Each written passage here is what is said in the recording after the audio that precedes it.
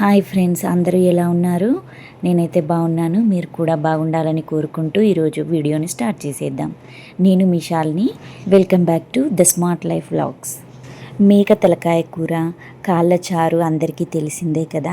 కాళ్ళ చారునైతే ఎక్కువగా ఫ్రాక్చర్స్ అయినప్పుడు కానీ, లేకపోతే మోకాళ్ళ నొప్పులు ఉన్న వాళ్ళు కానీ ఎక్కువగా తీసుకుంటూ ఉంటారు.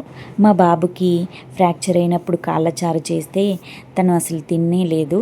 అందుకనేసి నేనేం చేశానంటే 1.5 kg మటన్ తీసుకొని బోన్లెస్ మటన్ సపరేట్ చేశాను. బోన్లెస్ మటన్తో కర్రీ స్టార్టర్స్ చేశాను. ఈ బోన్స్తో సూప్ లాగా చేశాను. టేస్ట్ అయితే కాళ్ళ సూప్కి ఏమాత్రం తగ్గిపోదండి, అంత బాగుంది. మీరు కూడా ట్రై చేస్తే ఎలా వచ్చిందో కమెంట్ సెక్షన్లో కమెంట్ చేయండి.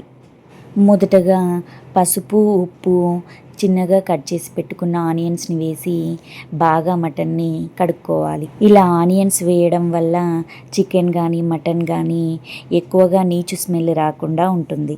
మనం చేసేది మటన్ బోన్స్ కాబట్టి కుక్కర్లో అయితే అవి బాగా కుక్ అవుతాయి. కుక్కర్ వేడైన తర్వాత 2 స్పూన్ల ఆయిల్ వేసుకోవాలి. వీడియోలో చూపించిన విధంగా బగారాకు, లవంగాలు, దాల్చిన చెక్క, ఇలాచి, సాజీరా వేసుకోవాలి.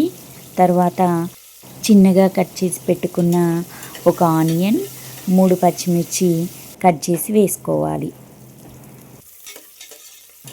ఆనియన్స్, పచ్చిమిర్చి వేగిన తర్వాత 2 స్పూన్ల అల్లం వెల్లుల్లి పేస్ట్ వేసుకోవాలి.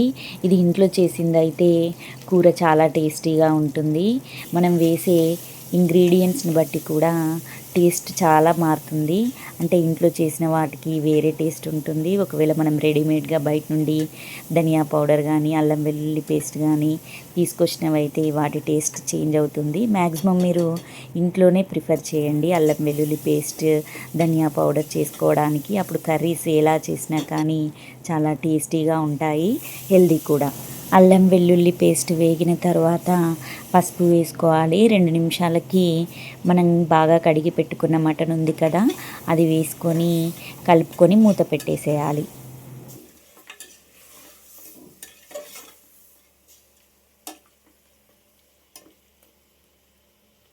ఐదు నిమిషాల తర్వాత పుదీనా వేసుకోవాలి.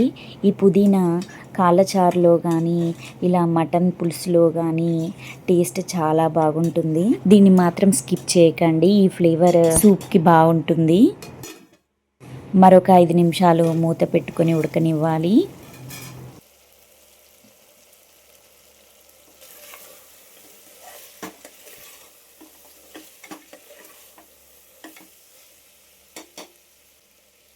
ఐదు నిమిషాల తర్వాత పెద్దదైతే 1, చిన్నవైతే 2 టమాటోలు కట్ చేసుకొని వేసుకోవాలి.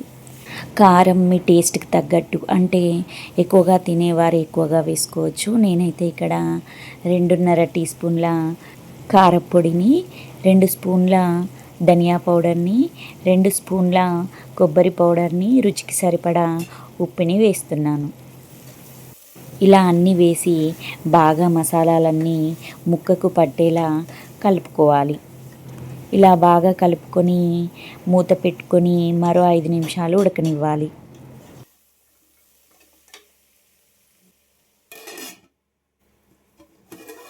మనం వేసిన మసాలాలు బాగా ఉడికిపోయాయి, చూస్తున్నారు కదా. దీన్ని బాగా కలుపుకొని అంటిపోనివ్వకూడదు. నేను వేరే పనిలో ఉండేసరికి కొంచెం అంటిపోయింది. ఇక్కడ నేను 2 గ్లాసుల వాటర్ని అయితే వేడి చేశాను.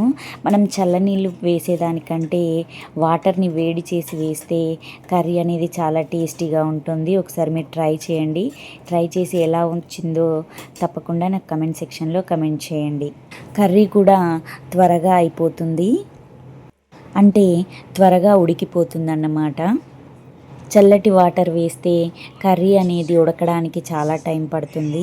ఈ స్టేజ్లో ఉప్పు, కారం టేస్ట్ చేసి తగ్గినట్లయితే ఉప్పు, కారం యాడ్ చేసుకోవచ్చు. దాంతోపాటు కొత్తిమీర కూడా వేసుకొని విజిల్స్ పెట్టుకోవాలి. నేను 3 విజిల్స్ పెట్టాను. 3 విజిల్స్ తర్వాత మనం స్టవ్ ఆఫ్ చేసుకుంటే సరిపోతుంది.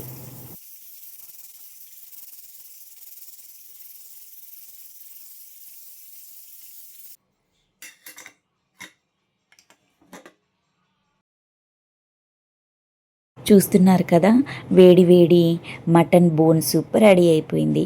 ఇలా పిల్లలకు చేసి పెట్టారంటే వాళ్ళు అన్నంలోకైనా విడిగా తినడానికైనా చాలా ఇష్టపడతారు.